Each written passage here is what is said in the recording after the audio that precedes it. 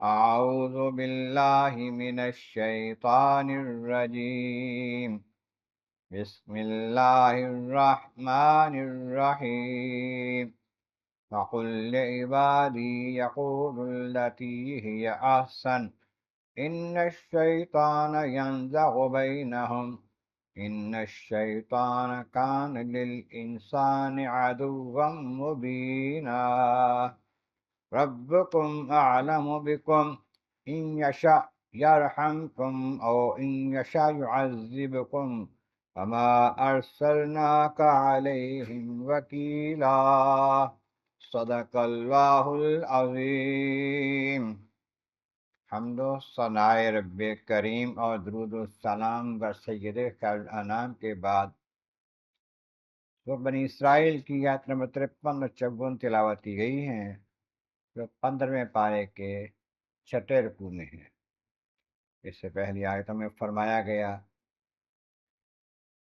کہ اگر یہ نہیں مانتا کوئی کہ اللہ تبارک و تعالیٰ دوبارہ زندہ کرے گا، اب ہمارے ہڈیاں بن گئے، ہڈیاں ٹوٹی پھوٹی گلی سڑی ہڈیاں کیسے نیا پیدا کرے گا؟ تو میں ان کو کہو پتھر بن جاؤ، لوہا بن جاؤ، اگر یا اس سے بھی زیادہ سخت شے کے بن جاؤ تو پھر بھی تمہیں زندہ کیا جائے گا۔ پھر کہتے ہیں کون کرے گا؟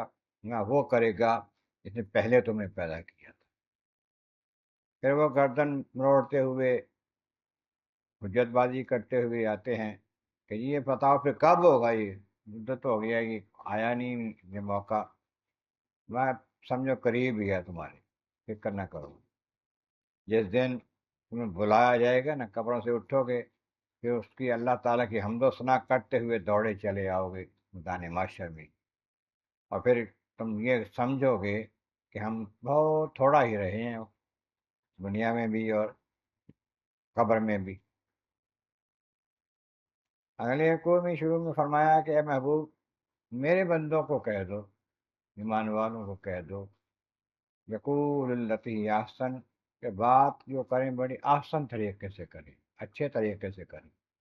کسی کافر کو دعوت دینی ہے دین کی تو بڑے آسان طریقے سے، پیار کے ساتھ۔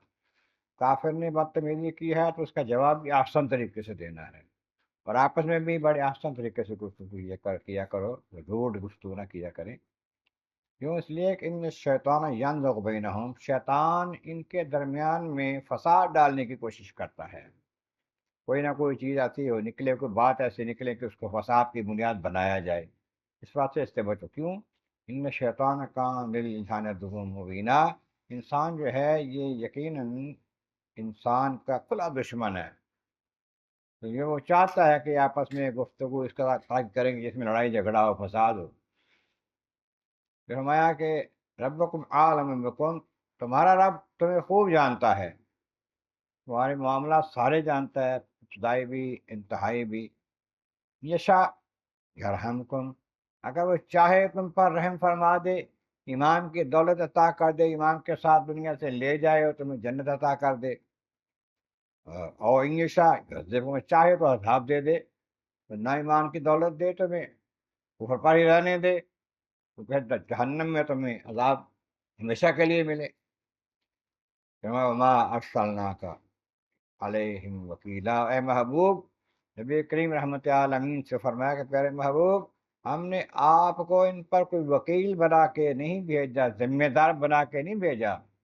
اگر یہ کافر ان میں سے کوئی یا زیادہ تھوڑے یا سارے ایمان نہ لائیں، آپ کو اس میں کوئی حرج نہیں ہے، کوئی نقصان نہیں، آپ نے اپنی ذمہ داری پوری فرمائی ہے، آپ نے تبلیغ کا حق ادا کر دیا ہے۔ اب ایمان لانا یا نہ لانا ان کی قسمت ہے۔ اگر لائے گا ایمان تو انجام اچھا ہوگا، نہیں لائیں گے تو انجام برا ہوگا۔ انجام برا ہوگا تو اس پر بھی آپ کو پریشان ہونے کی، افسوس کرنے کی ضرورت نہیں ہے۔ یہ نظام قدرت ہے اور اس کو پتہ ہے کون ایمان لائے گا کون نہیں لائے گا۔ تاہم پیارے آقا کریم کا انداز بہت پیارا تھا۔ جب طائف میں تشریف لے گئے، کفار نے بہت تنگ کیا، ظلم و ستم کیے، پتھر مارے، وہ زخمی ہو گئے حضور، تو پھر فرشتہ کہتا ہے کہ حضور اجازت دیں ان کو دو پہاڑوں کے درمیان پیس دیں، میں رحمت بن کے آیا۔ پھر فرمایا کہ یہ کوئی عجیب نہیں ہے کہ یہ ایمان نہیں لائے تو نالا ان کے بعد اور ان کی اولادوں میں سے ایمان لے آئیں، جو امید ہے کہ ایمان لے آئیں۔ بہبود کی امید کے مطابق سارے لوگ وہاں کے مسلمان ہو گئے، سب کی اولادیں آ کے مسلمان ہو گئی، جو کفر پر مر گئے سب مر گئے، باقی ان کے بعد میں اولادیں مسلمان ہو گئی، ان کی مکہ مکرمہ میں بھی، پورے عرب میں۔ تو یہ پیارے آقا کو فرمایا کہ میں آپ کو ذمہ دار نہیں بنایا ان کا، آپ سے پیغام پہنچا رہے ہیں، میں ٹھیک ہے، آپ کی ذمہ داری پوری ہے۔ اللہ تبارک و تعالیٰ کی بارگاہ عالم اعظم اللہ کریم، محبوب کریم کا صدقہ قرآن کریم کا فہم اور اعمال صالح نصیب فرما۔